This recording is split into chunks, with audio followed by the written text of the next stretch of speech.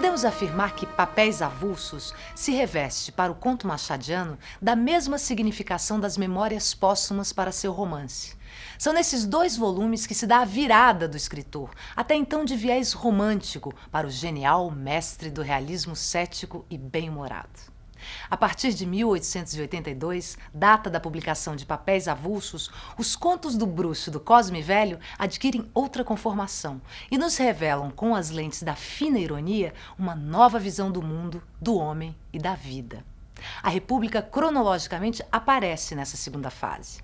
Há 2 pontos a destacar. De um lado, a análise implacável sobre a ambição do poder e dos procedimentos que, para mantê-lo, qualquer político, tanoeiro ou não, adota sem a mínima hesitação. De outro lado, uma reflexão sobre valores aparentemente antinômicos, a força bruta do poder e o talento engenhoso do ser humano. Como já dissera Fernando Pessoa, contra fatos há sim argumentos. E Machado o explicita bem, fechando o conto com uma citação do poeta do século XVIII, Garção.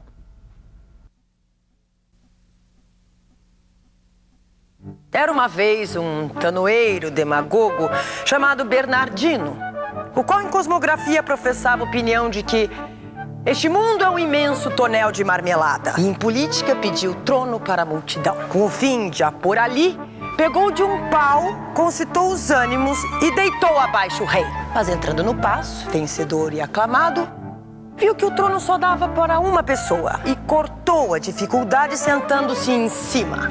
Em mim, bradou ele, podeis ver a multidão coroada.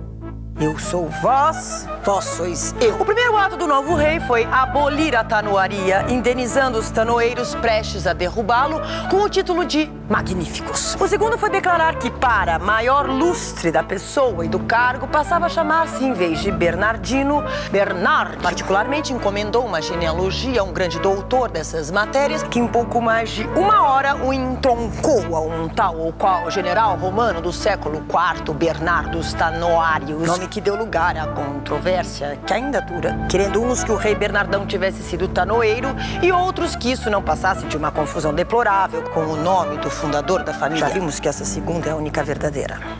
Como era calvo desde verdes anos, decretou Bernardão que todos os seus súditos fossem igualmente calvos, ou por natureza ou pela navalha.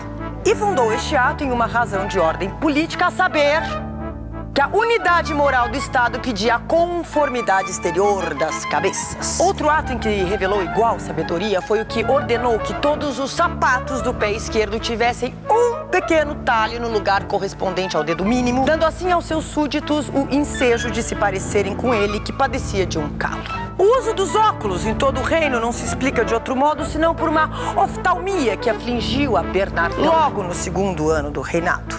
A doença levou-lhe um olho e foi aqui que se revelou a vocação poética de Bernardão. Porque tendo-lhe dito um dos seus 2 ministros chamado Alfa, que a perda de um olho fazia igual a Aníbal, comparação que o lisonjeou muito, o segundo ministro Ômega deu um passo adiante e achou-o superior a Homero, que perdera ambos os olhos. Essa cortesia foi uma revelação. E com isso, prende com o casamento.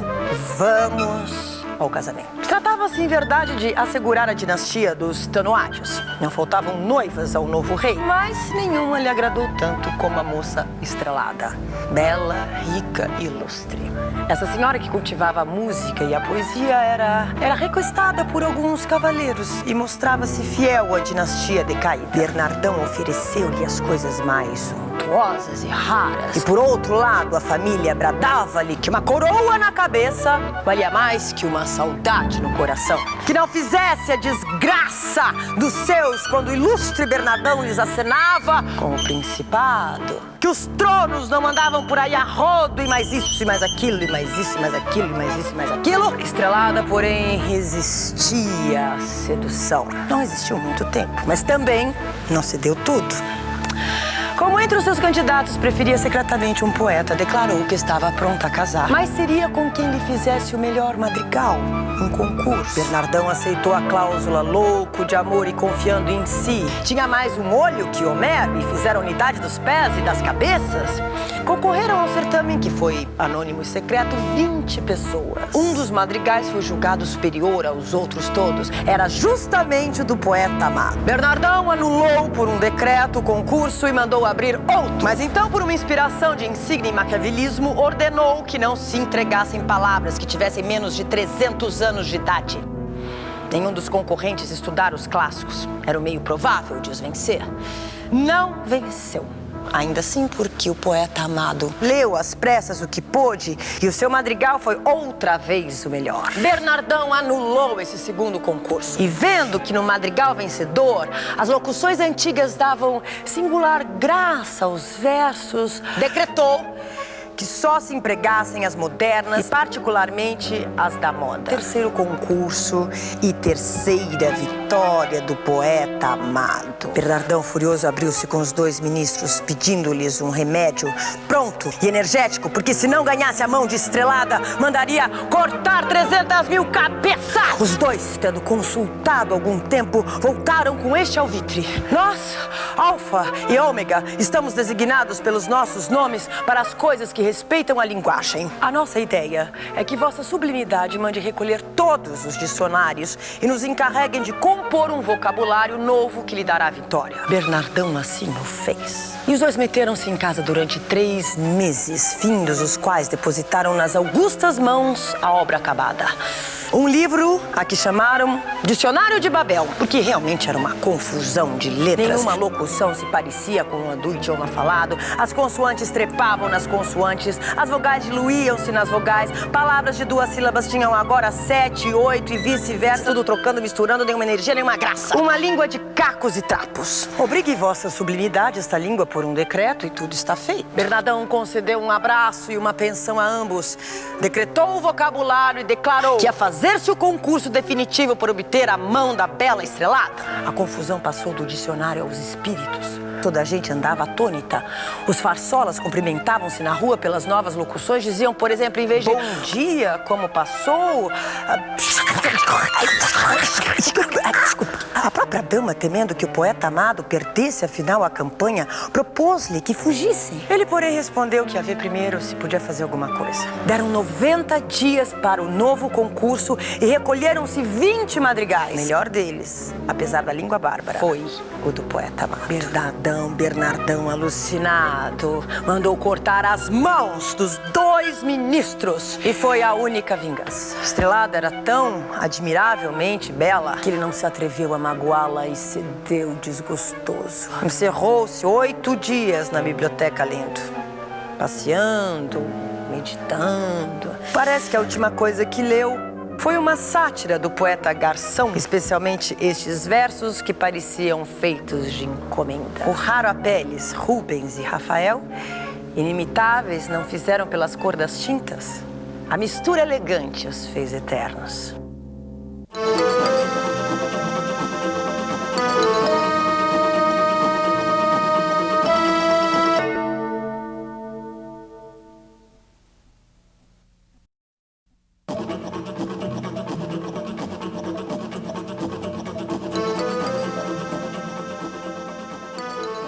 Publicado em 1947, o ex-mágico da Taberna Minhota abriria um novo caminho para a literatura brasileira, o do fantástico. Murilo Rubião se antecipava em 20 anos ao que viria a ser o rico filão para toda a ficção latino-americana. Ele só seria posto em suas reais dimensões de grande autor na segunda metade da década de 60. Murilo Rubião sempre confessou que sua opção pelo fantástico veio diretamente das leituras de contos de fadas, da história sagrada e das 1001 Noites. Esse conto narra uma experiência bipolar. O herói vive sucessivamente 2 condições: a de mágico, em que as fulgurações do inesperado ponteiam seus dias, e a do simples bípede racional, previsível, cronometrável. O desfecho da história poderia ser acoplado em sincronia exata com Balada para um Louco de Astor Piazzolla, sob a visão iluminada de um arco-íris e os aplausos dos homens de cabelo branco e das meigas criancinhas. Hoje sou funcionário público e este não é o meu desconsolo maior. Na verdade, eu não estava preparado para o sofrimento. Todo homem, ao atingir certa idade, pode perfeitamente enfrentar a avalanche do tédio e da amargura, pois desde a meninice acostumou-se a vicissitudes, através de um processo lento e gradativo de dissabores. Tal não aconteceu comigo. Fui atirado à vida sem paz, infância ou juventude. Um dia dei com os meus cabelos ligeiramente grisalhos no espelho da taberna minhota. A descoberta não me espantou e tampouco me surpreendi ao retirar do bolso o dono do restaurante. Ele sim, perplexo, me perguntou como podia ter feito aquilo. O que poderia responder nessa situação? Uma pessoa que não encontra a menor explicação para a sua presença no mundo, disse-lhe que estava cansado. Nascera cansado e entediado. Ofereceu-me emprego e passei daquele momento em diante a divertir a freguesia da casa com meus passes mágicos. O homem, entretanto, não gostou da minha prática de oferecer aos espectadores almoços gratuitos que eu extraía misteriosamente de dentro do paletó. Apresentou-me ao empresário do circo Parque Andaluz, que, posto a par das minhas habilidades, propôs contratar-me.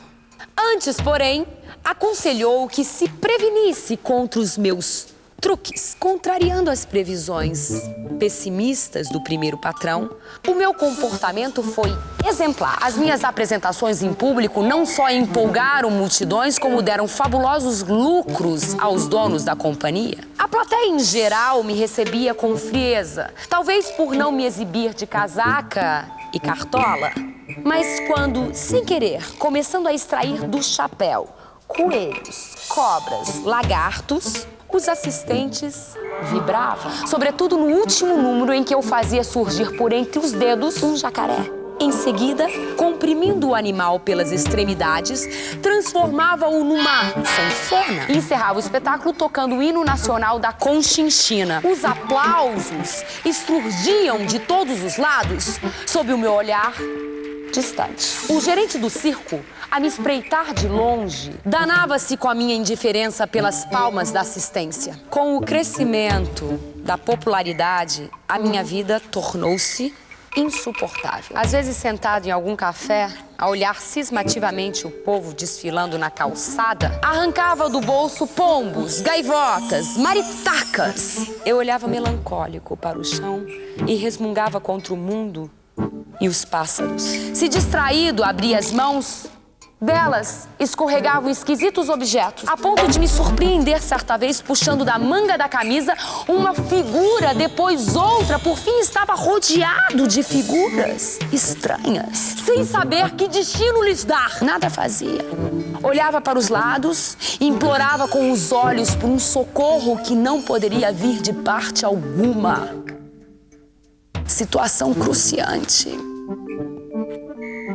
Quase sempre, ao tirar o lenço para suar o nariz, provocava o assombro dos que estavam próximos. Sacando um lençol do bolso, se mexia na gola do paletó, logo aparecia um urubu.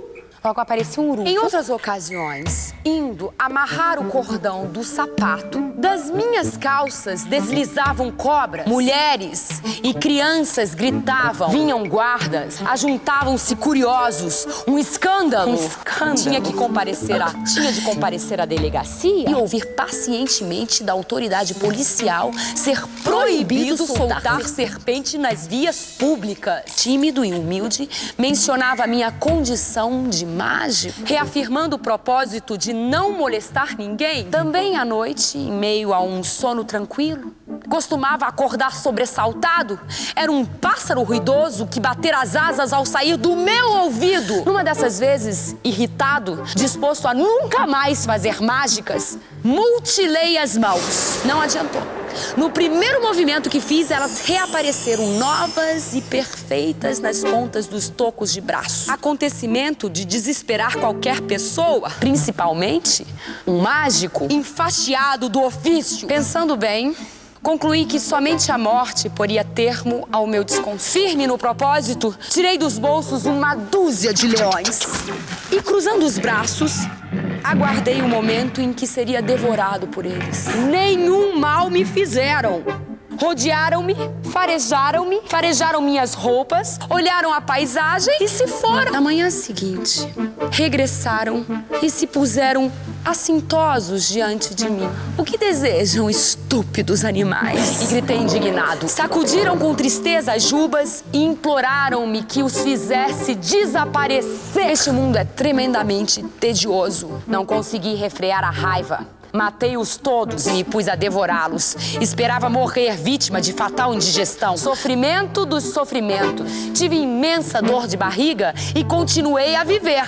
O fracasso da tentativa multiplicou minha frustração. Afastei-me da zona urbana e busquei a serra. Ao alcançar seu ponto mais alto que dominava o escuro abismo, abandonei o corpo. Senti apenas uma leve sensação da vizinhança da morte. Logo, me vi amparado por um paraquedas. Com dificuldade, machucando-me nas pedras, sujo e estropiado, consegui regressar à cidade, onde a minha primeira providência foi adquirir uma pistola. Em casa, estendido na cama, levei a arma ao ouvido. Puxei o gatilho à espera do estampido. A dor da bala penetrando na minha cabeça. Não veio o disparo nem a morte. A Mauser se transformara num lápis. Rolei até o chão soluçando. Eu, que podia criar outros seres, não encontrava meios de libertar-me da existência. Uma frase que escutara por acaso na rua trouxe-me nova esperança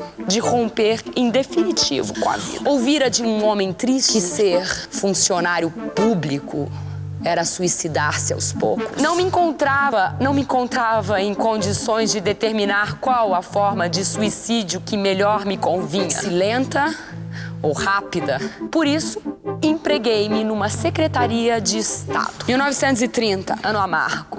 Foi mais longo que os posteriores à primeira manifestação que tive da minha existência ante o espelho da taberna minhoca. Não morri conforme esperava. Maiores foram as minhas aflições, maior o meu desconsolo.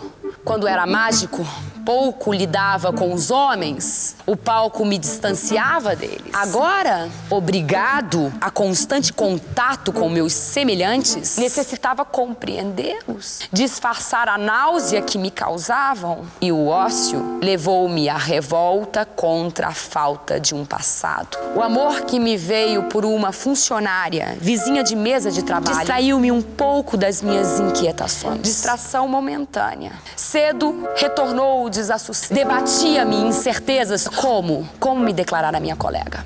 Se nunca fizera uma declaração de amor e não tivera sequer uma experiência sentimental. Não me importava o emprego. Somente temia ficar longe da mulher que me rejeitara, mas cuja presença me era agora indispensável. Fui ao chefe da seção e lhe declarei que não podia ser dispensado, pois tendo 10 anos de casa, adquiri estabilidade no emprego. Fitou-me por algum tempo em silêncio. Depois, fechando a cara, disse que estava atônito com o meu cinismo. Jamais poderia esperar de alguém com 1 ano de trabalho ter a ousadia de afirmar que tinha 10. Para lhe provar não ser leviana a minha atitude, procurei nos bolsos os documentos que comprovavam a lisura do meu procedimento.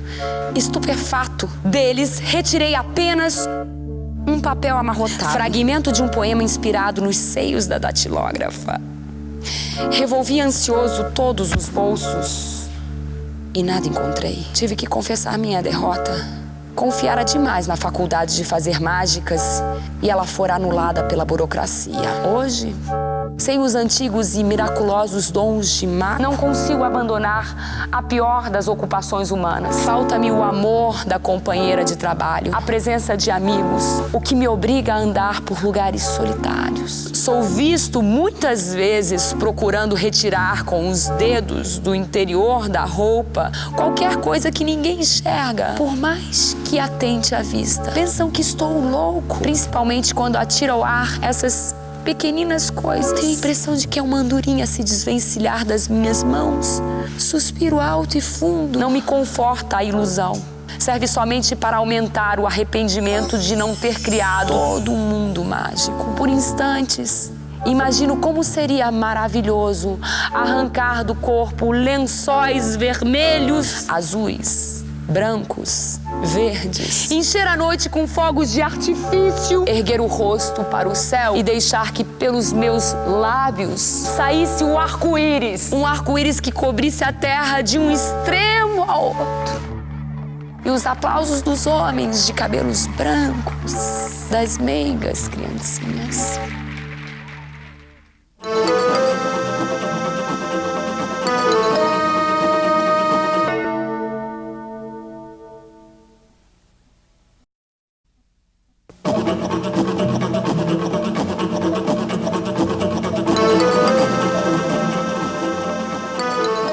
Nascido em Capivari, Léo Vaz exerceu por longos anos o magistério por cidades interioranas.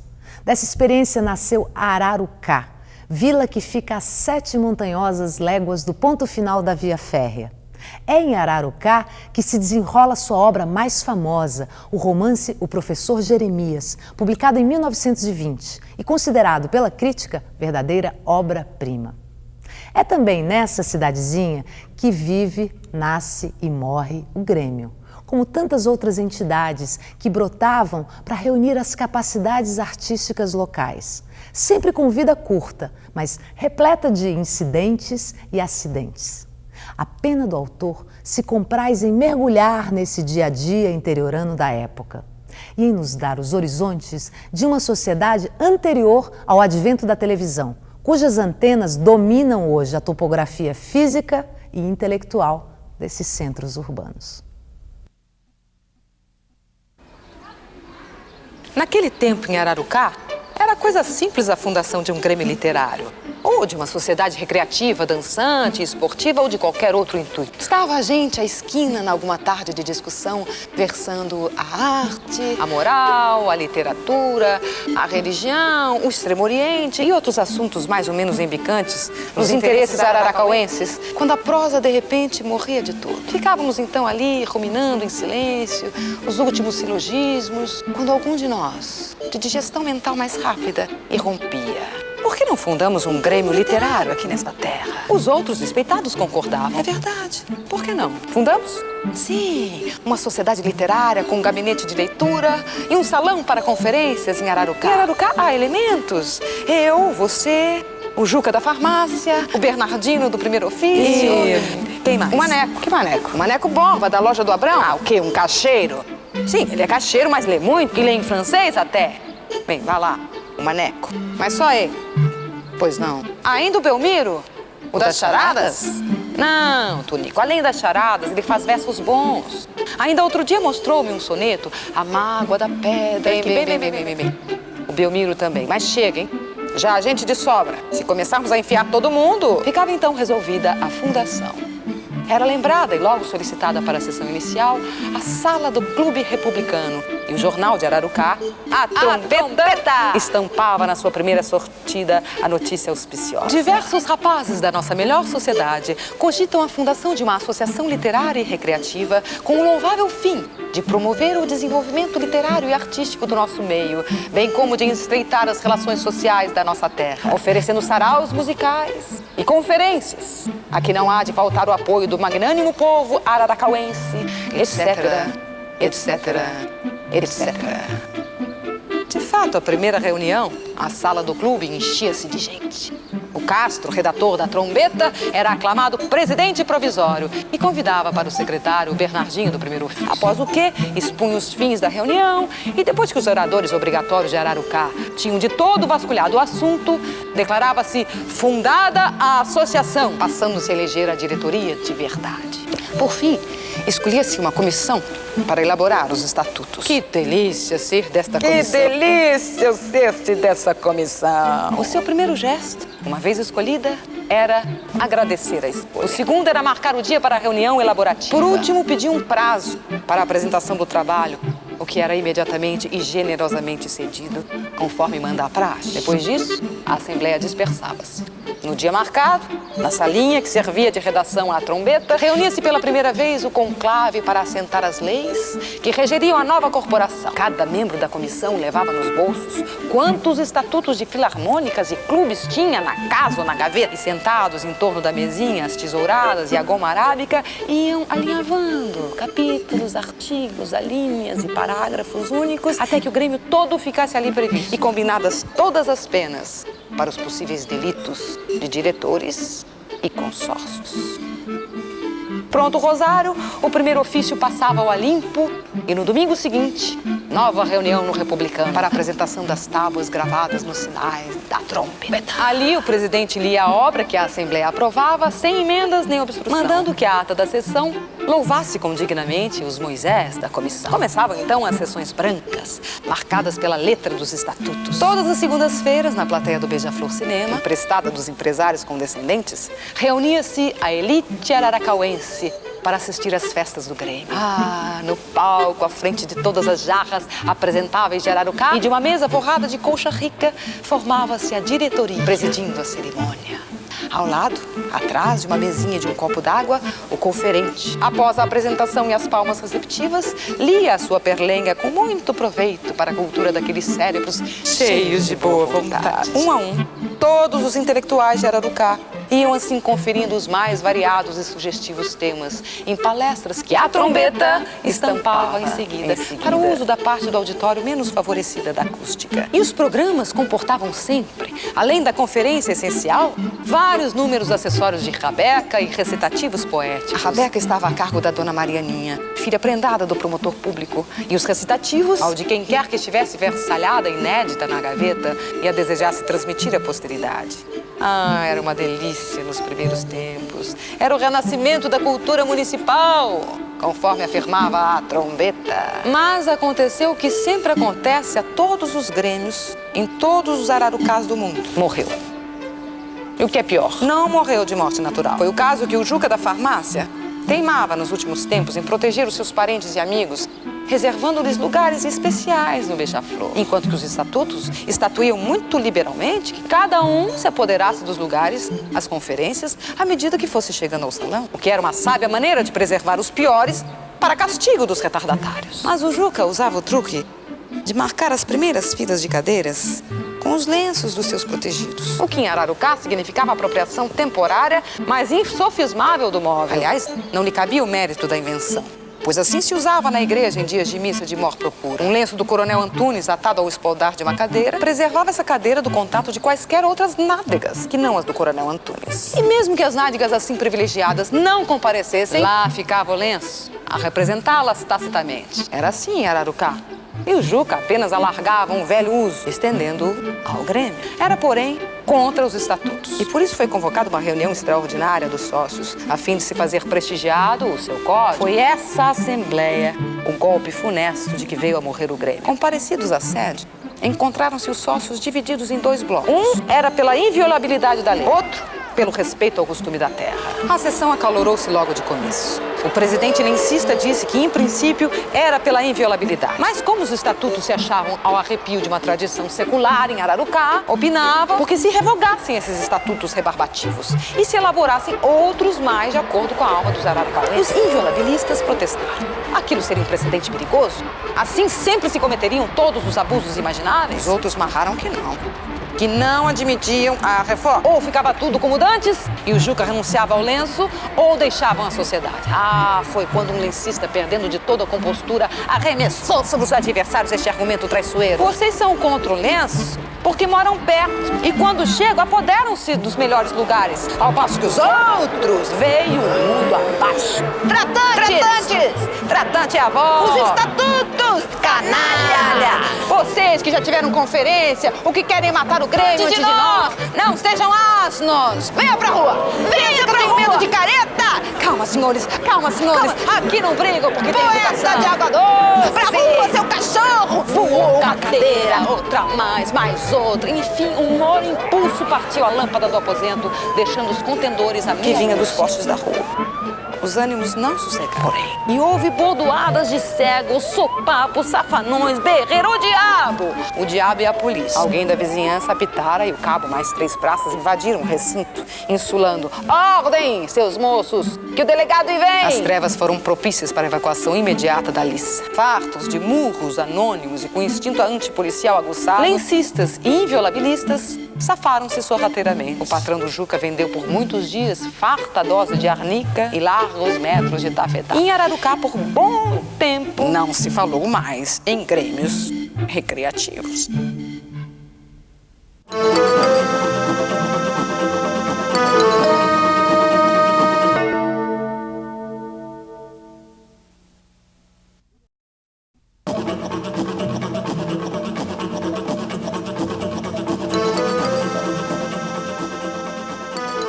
O dandismo literário, aquela graça requintada, irônica e paradoxal, teve como mestre incontrastável Oscar Wilde. No Brasil, o escritor Paulo Barreto, nas 2 primeiras décadas do século XX, foi o mais brilhante autor dessa vereda estética. Sob o pseudônimo de João do Rio, legou-nos vasta obra jornalística e literária. Entre seus contos, O Homem de Cabeça de Papelão é autêntica obra-prima. É emblemática como inventário dos valores burgueses em busca do sucesso financeiro.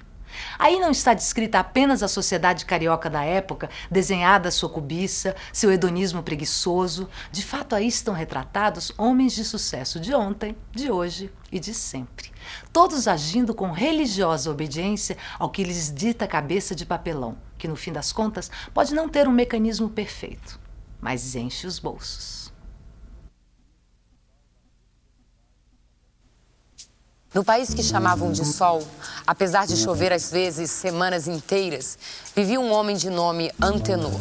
Não era príncipe, nem deputado, nem rico, nem jornalista, absolutamente sem importância social. O País do Sol, como era em geral todos os países lendários, era o mais comum, o menos surpreendente em ideias e práticas. Os habitantes afluíam todos para a capital, composta de praças, ruas, jardins e avenidas, e tomavam todos os lugares e todas as possibilidades da vida dos que, por desventura, eram da capital. De modo que estes eram mendigos e parasitas, únicos meios de vida sem concorrência. Isso mesmo, com muitas restrições quanto ao parasitismo. Havia milhares de automóveis à disparada pelas artérias, matando gente para matar o tempo. Jornais fatigados, tramways, partidos nacionalistas, ausência de conservadores, a bolsa, o governo, a moda e um aborrecimento integral. E o povo que a habitava julgava-se, além de inteligente, possuidor de imenso bom senso. Bom senso, se não fosse a capital do País do Sol,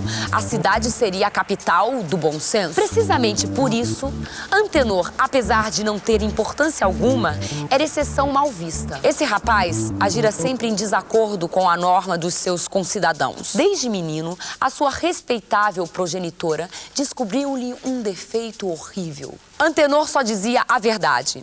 Não a sua verdade, a verdade útil, mas a verdade verdadeira. A digna senhora pensou em tomar providências. Foi impossível. Antenor era diverso no modo de comer, na maneira de vestir, no jeito de andar, na expressão com que se dirigia aos outros. Rapaz, Antenor tornou-se alarmante. Entre outras coisas, Antenor pensava livremente por conta própria. Assim, a família via chegar Antenor como a própria revolução. Os mestres indignavam-se porque ele aprendia ao contrário do que ensinava. Os amigos odiavam. Os transeuntes, vendo-o passar, sorriam. Uma só coisa descobriu a mãe de Antenor para não ser forçada a mandá-lo embora. Antenor, nada do que fazia por mal. Ao contrário, era escandalosamente, incompreensivelmente bom. Aliás, só para ela, para os olhos maternos. Porque quando Antenor resolveu arranjar trabalho para os mendigos e corria a bengala, os parasitas na rua, ficou provado que Antenor era apenas doido furioso. Não só para as vítimas da sua bondade, como para a esclarecida inteligência dos delegados de polícia a quem teve de explicar a sua caridade. Antenor foi trabalhar e teve uma grande dificuldade para trabalhar. Pode-se dizer que a originalidade da sua vida era trabalhar para trabalhar. Acendendo ao pedido da respeitável senhora, que era mãe de Antenor, Antenor passeou a sua má cabeça cabeça por várias casas de comércio, várias empresas industriais. Ao cabo de 1 ano, 2 meses, estava na rua. Por que mandavam embora Antenor? Ele não tinha exigências. Era honesto como a água. Trabalhador sincero, verdadeiro, cheio de ideias. Até alegre. Qualidade raríssima no País do Sol. A cerveja e a inveja faziam batalhões de biliosos tristes. Mas companheiros e patrões prevenidos, se a princípio declinavam hostilidades, dentro em pouco não o aturavam. Quando um companheiro não atura o outro, intriga-o. Quando um patrão não atura o empregado, despede-o. É a norma do País do Sol. Com Antenor, depois de despedido, companheiros e patrões, ainda por cima, tomavam-lhe birra. Por quê? É tão difícil saber a verdadeira razão por que um homem não suporta outro homem? Um dos seus ex-companheiros explicou certa vez. É doido. Tem a mania de fazer mais que os outros, estraga a norma do serviço e acaba não sendo tolerado. Mau companheiro. E depois, com ares, o patrão do último estabelecimento de que saíra o rapaz respondeu à mãe de Antenor. A perigosa mania de seu filho é pôr em prática as ideias que julga próprias. Prejudicou-lhe, senhor Prachedes?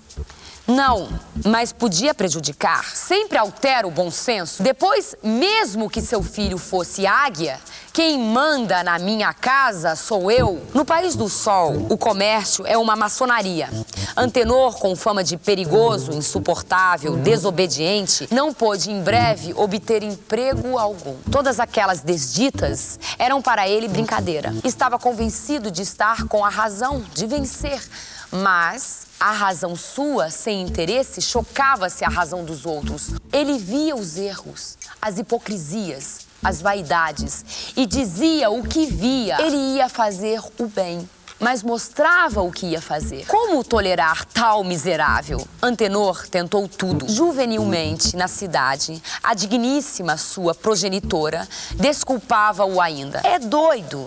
Mas bom, os parentes, porém, não o cumprimentavam mais. Antenor exercera o comércio, a indústria, o professorado, o proletariado. Em todas as profissões, vira os círculos estreitos das classes. A defesa hostil dos outros homens, o ódio com que o repeliam. Porque ele pensava, sentia, dizia outra coisa diversa. Mas Deus, eu sou honesto, bom, inteligente, incapaz de fazer mal. É da tua má cabeça, meu filho. Qual? A tua cabeça não regula.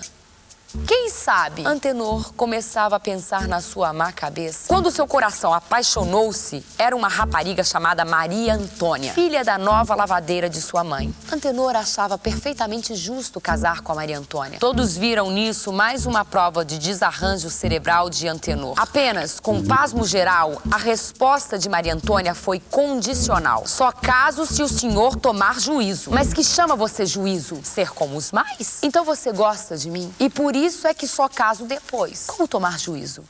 Como regular a cabeça? O amor leva aos maiores desatinos. Antenor pensava em arranjar a má cabeça. Estava convencido. Nessas disposições, Antenor caminhava por uma rua no centro da cidade quando seus olhos descobriram a tabuleta de uma relojoaria e outros maquinismos delicados de precisão. Achou graça e entrou. O cavalheiro grave veio servi-lo. Traz algum relógio? Trago a minha cabeça. Desarranjada? Dizem-no, pelo menos. Em todo caso, há tempo desde que nasci. Talvez em previsão na montagem das peças. Não lhe posso dizer nada sem observação de 30 dias e a desmontagem geral. As cabeças, como os relógios, para regular bem, Antenor atalhou. E o senhor fica com a minha cabeça? Se a deixar, pois aqui a tem. Conserte-a.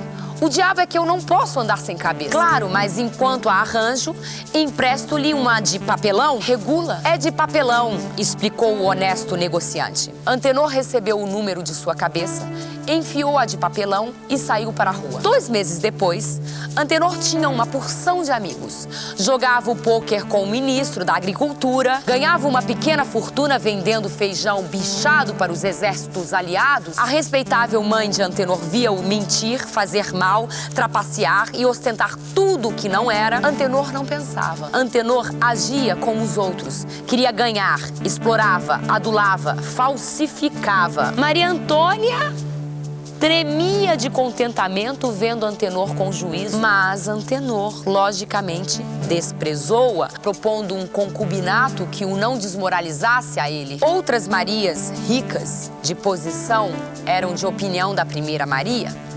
Ele só tinha de escolher. Foi eleito deputado por todos, e especialmente pelo presidente da República, a quem atacou logo, pois para a futura eleição o presidente seria outro. Passaram-se assim anos. Todos os chefes políticos do País do Sol estavam na dificuldade de concordar no nome do novo senador que fosse o expoente da norma do bom senso. O nome de Antenor era cotado. Então, Antenor passeava de automóveis pelas ruas centrais para tomar pulso à opinião, quando seus olhos deram na tabuleta do relojoeiro e lhe veio à memória: bolas!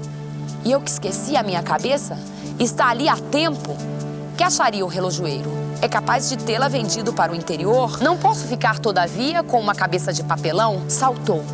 Entrou na casa do negociante. Há tempos deixei aqui uma cabeça.